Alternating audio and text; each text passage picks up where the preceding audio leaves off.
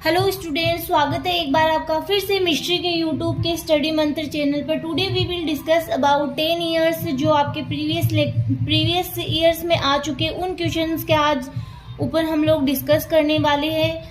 देखो कौन सा है, यहाँ पे है आपके शॉर्ट आंसर क्वेश्चन है जो प्रीवियस पेपर में आपके आ चुके वही क्वेश्चन आज हम लोग डिस्कस करेंगे। तो सबसे पहले आपके फाइलोटैक्सी क्या होता है स्टूडेंट्स, जिसको कि हिंदी में बोला जाता है पर्ण विन्यास, जिसके बारे में आप सब जानते हो कि पत्तियों के लगने का जो क्रम होता है या विन्यास वो होता है उसे बोला जाता है phyllotaxy. Arrangement of the leaf on the stems called phyllotaxy. तो जैसे कि आप लोग आपके इन्वायरमेंट में अलग अलग टाइप की लीव्स देखते हो, वो अलग अलग क्रम में लगी हुई रहती है, कई बार अल्टरनेट क्रम में। जैसे हम लोग सनफ्लावर की लीफ देखते हैं तो वो अल्टरनेट क्रम में लगी हुई रहती है। या फिर इसका एक और एग्जांपल हिबिस्कस जो कि गुड़हल का जिसको कि गुड़हल कहा जाता है, जो उसके अंतर्गत भी अल्टरनेट फॉर्म में ही लीव्स लगी हुई रहती है। तो ये 3 टाइप के होते हैं, अल्टरनेट, अपोजिट, होल्ड, फाइलोटैक्सी। सबसे पहले यहाँ पे अल्टरनेट देख सकते हो आप, ये एक प्रकार से अल्टरनेट फैशन में अरेंजमेंट होती है एक के बाद एक, बट अपोजिट साइड में। फिर हम लोग अगर बात करें अपोजिट की, एक ही नोड पर 2 लीफ प्रेजेंट होती है, एक इधर और एक इधर, अपोजिट डायरेक्शन में लीफ प्रेजेंट होती है। फिर अगर हम लोग बात करें होल्ड फाइलोटैक्सी, एक प्रकार की कॉमन फाइलोटैक्सी जिसको देख के ही हम लोग बता सकते हैं कि इस प्लांट में लीव्स का अरेंजमेंट किस प्रकार से होता है। तो ये है होल्ड फाइलोटैक्सी जिसको कि बोला जाता है चक्री क्रम में। नेक्स्ट सीड अपेंडेजेज या बीज उपांग। Seed appendages are present on the seed surface. जो सीड अपेंडेजेज या सीड उपांग होते हैं वो सीड की सरफेस पर प्रेजेंट होते हैं, एक प्रकार से लोकल आउटग्रोथ होती है सीड की अतिवृद्धि जिसको बोला जाता है। Seed appendages are the local outgrowth of the seed. These appendages can take many forms. इस प्रकार से जो appendages होती है वो अलग अलग फॉर्म में प्लांट्स के ऊपर प्रेजेंट हो सकती है, सच एज विंग्स है, हेयर है एंड हुक्स है, and they help in seed dispersal. और ये किस में हेल्प करते हैं? सीड के डिस्पर्जल में हेल्प करते हैं। फिर है मेरिस्टेम टाइप से। Base of position meristem are following type: apical meristem, intercalary meristem और लेटरल मेरिस्टेम। अगर हम लोग बात करें कि ये मान लो ये है आपके शूट एपिकल मेरिस्टेम, ये है लीफ प्रिमोडिया, तो ये हो गया आपके एपिकल मेरिस्टेम। ये वाला पार्ट हो गया एपिकल मेरिस्टेम, ठीक है। ये वाला पार्ट हो गया इंटरकैलरी मेरिस्टेम, ठीक है। और जो ये साइड में प्रेजेंट होता है वो होता है लेटरल मेरिस्टेम, जो कि प्लांट्स में थिकनेस के लिए रेस्पॉन्सिबल होता है। तो आप ये समझ सकते हो यहाँ पे। फिर है कंपोनेंट्स ऑफ जाइलम। अब हम लोग जो छोटी क्लासों से पढ़ते आए हैं कि जाइलम और फ्लोएम के क्या क्या कंपोनेंट्स होते हैं। जैसे जाइलम की बात करें तो ट्रेकियार्स है, वेसल्स है, जाइलम फाइबर्स है, जाइलम पेरेन्काइमा। और कंपोनेंट्स ऑफ फ्लोएम की बात करें तो शीव एलिमेंट्स है, कंपेनियन सेल्स है, फ्लोएम फाइबर्स और फ्लोएम पेरेन्काइमा। फिर नेक्स्ट है फंक्शन ऑफ टेपिटम।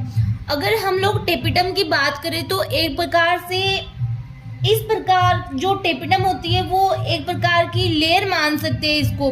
तो ये क्या करती है, जो माइक्रोस्पोर्स होते हैं या पोलन ग्रेन होते हैं उनको नरिशमेंट प्रोवाइड करवाती है, न्यूट्रिशन प्रोवाइड करवाती है। फिर ये एक फंक्शन और बात करें तो एग्जाइन का फॉर्मेशन करती है।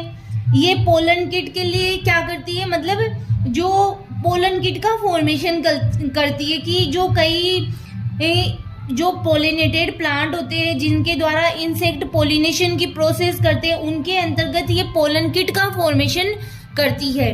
तो यहाँ पे हम लोग देखते हैं function of tapetum. Tapetum provide nutrition of developing microspores, formation of exine, formation of pollen kit in insect pollinated plant. Formation of यूबिस bodies का फॉर्मेशन करती है, सीक्रेशन ऑफ केलोज एंजाइम। तो ये कुछ फंक्शन थे टेपिडम के जो आप नोट डाउन कर सकते हो। आगे है ओव्यूरेटर। ओव्यूरेटर प्लांट ओव्यूल में मिलने वाली ओव्यूल स्ट्रक्चर होती है, अर्थात ओव्यूल में पाई जाने वाली स्ट्रक्चर है जो पोलन ट्यूब को माइक्रोपाइल्स की तरफ गति करने के को गाइड करती है। कि ओव्यूरेटर एक ऐसी स्ट्रक्चर होती है जो कि क्या करती है, जो पोलन ट्यूब होता है, अब पोलन ट्यूब किसकी तरफ गति करेगी, माइक्रोपाइल की तरफ गति करेगी, तो उसको एक प्रकार के इससे गाइड करती है, गाइडेंस का कार्य करता है। ओव्यूरेटर प्लांट में ओरिजिन, मॉर्फोलॉजी, एनाटॉमी, डेवलपमेंट में वेरिएशन दिखाती है। ओव्यूरेटर का डेवलपमेंट प्लेसेंटा और फ्यूनिकल दोनों से भी हो सकता है, अतः it is A outgrowth of placenta and funicle की एक प्रकार से ही आउटग्रोथ बोल सकते हैं इसको। अल्ट्रा स्ट्रक्चर में ओव्यूरेटर सेल्स साइटोप्लाज्म में डेंस पाई जाती है, जिसमें ईआरस, डिक्टियोसोम, वेसिकल्स प्रचुर संख्या में पाए जाते हैं। इन सेल्स से डिफरेंट केमिकल सीक्रेशन होता है जो पोलन ट्यूब को मैकेनिकल एंड केमिकल गाइडेंस करते हैं। क्या होता है, इन सेल से डिफरेंट केमिकल का सीक्रेशन होता है, जिससे जो माइक्रोपाइल रीजन में उपस्थित जो सिनर्जी सेल होती है वो इनको क्या कर लेती है कि यहाँ से जब केमिकल का सीक्रेशन होगा तो पोलन ट्यूब क्या करेगी, माइक्रोपाइल की तरफ गति करेगी, और जो माइक्रोपाइल पर प्रेजेंट जो सिनर्जिड सेल होती है वो एक प्रकार से इनको रेस्पॉन्स करती है या फिर इन सिग्नल्स को पहचान लेती है। फिर है सेनेसेंस। अब सेनेसेंस एक प्रकार की ऐसी प्रोसेस है जिसको बोला जा सकता है कि सेल्फ डाइजेस्टिंग होना, एक प्रकार की एनर्जी डिपेंडेंट प्रोसेसिंग होती है। बट इसमें क्या होती है, जो एक तो होता है एजिंग और एक होता है सेनेसेंस। एजिंग का मीनिंग होता है कि एज के साथ में प्लांट्स की लीव्स का गिर जाना, क्लोरोफिल डिग्रेडेशन हो जाना, तो ये है एजिंग। सेनेसेंस भी अगर हम लोग बात करें सेनेसेंस, तो इसमें क्या होता है कि जो प्लांट्स के पार्ट होते हैं उनकी डेथ हो जाती है, एक प्रकार से self digesting. It is energy dependent autolytic self digesting process. Plants have a specific life Spain.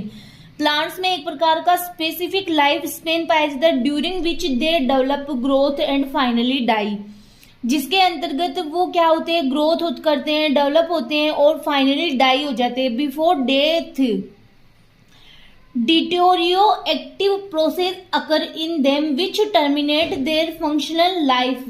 This process is known as senescence. Senescence plays a role in normal development of plants. जो senescence होता है एक प्रकार से वैसे तो normal development में भी इनका कोई ना कोई इम्पोर्टेंट रोल जरूर है।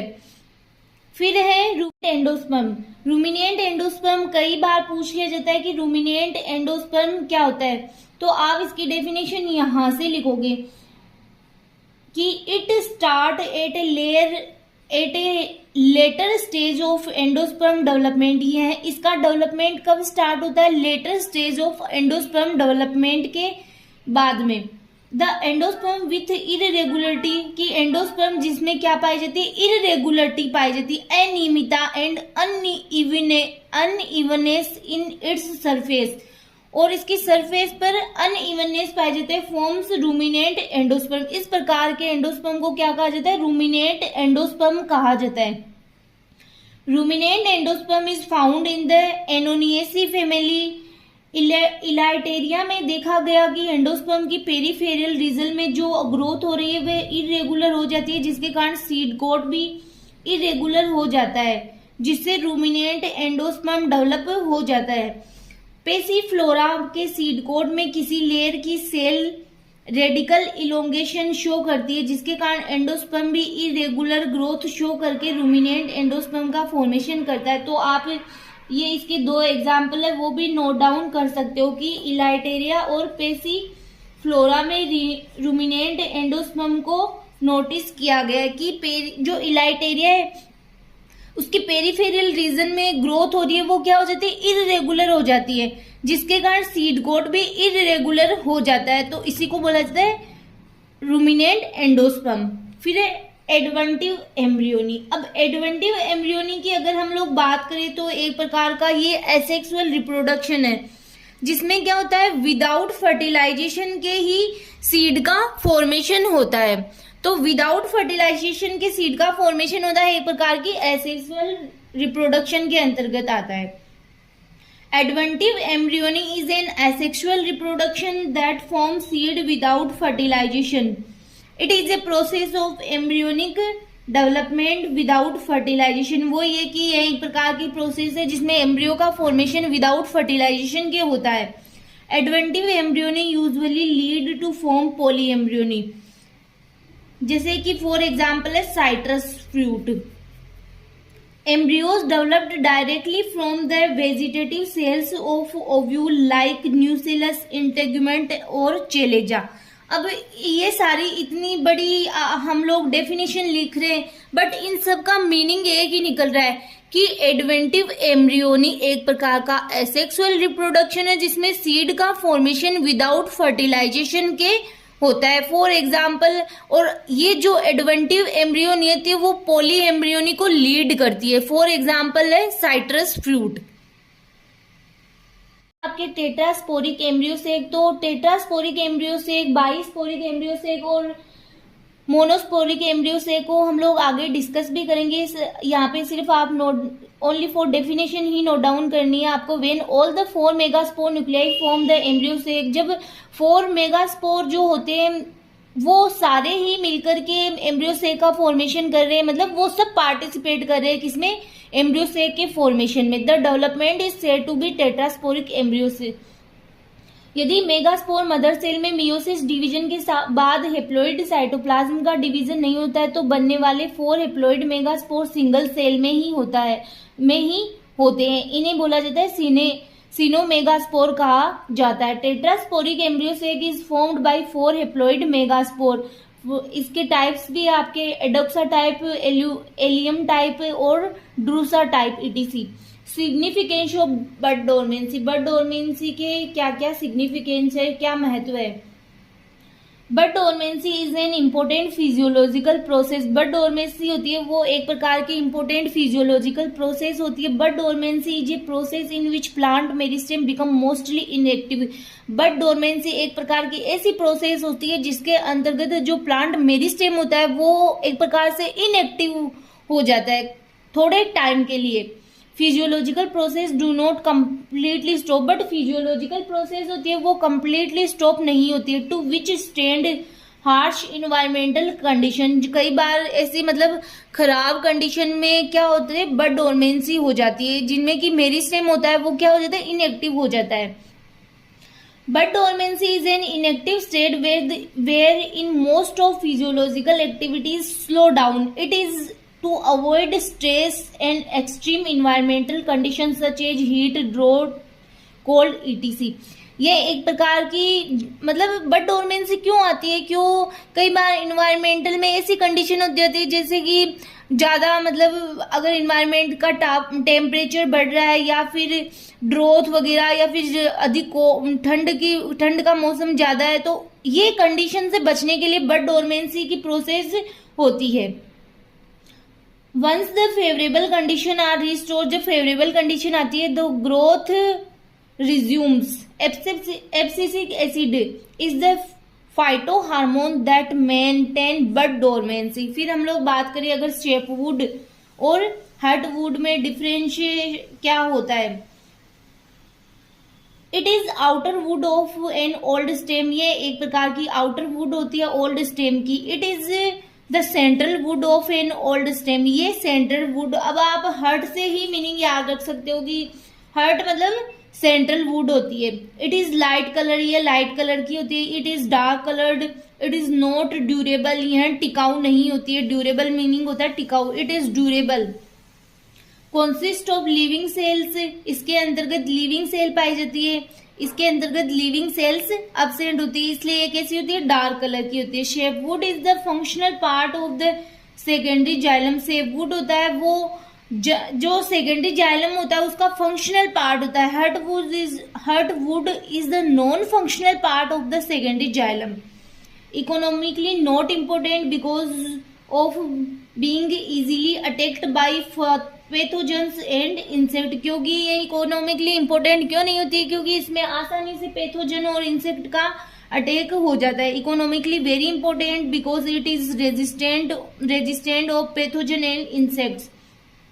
Tannin, resin and gummy substance not deposited in trachea elements. Tannin, resin, gummy substance deposited in trachea elements. फिर है लेटरल रूट फंक्शन। अब लेटरल रूट है वो भी हम लोग डिस्कस करेंगे, मतलब इसको भी हम लोग आपके सिलेबस में दे रखा है ये टॉपिक पूरा, लेटरल रूट का फॉर्मेशन। तो आप लोग एक बार इसका फंक्शन ही नोट डाउन करेंगे। Lateral roots originated from pericycle. Lateral root होती है वो पेरिसाइकिल से डेवलप होती है या ओरिजिनेट होती है। लेटरल रूट्स है vascular bundles. Lateral roots increase the surface area of a plants root system that can be found in great abundance in several plant species की। लेटरल रूट होती है वो प्लांट की जो रूट सरफेस होती है उसको बढ़ा देती है। रूट सरफेस मतलब एरिया बढ़ा देती है रूट सरफेस का। It increasing water uptake facilities the extraction of nutrients required for the growth and development of the plant. Some time lateral root founds in symbiotic relationship. कई बार lateral root होती है वो symbiotic relation में भी पाई जाती है। आपको यहाँ से ही नोट डाउन करना है डायरेक्ट इसका फंक्शन की। Lateral root increase the surface area of plant root system that can be found in great abundance in several plant species. It increasing, फिर ये भी आपको नोट डाउन करना है कि it increasing water uptake facility the extraction of nutrients required for the growth and development of the plant. कि ये क्या करती है, मतलब जब सरफेस एरिया बढ़ जाएगा तो क्या होगा कि जो वाटर अपटेक होता है वो ज्यादा होगा, वाटर ज्यादा एब्जॉर्ब होगा सोइल से। तो इसलिए आप अगर हिंदी में नोट डाउन करना चाहो तो आप हिंदी में इजीली नोट डाउन कर सकते हो।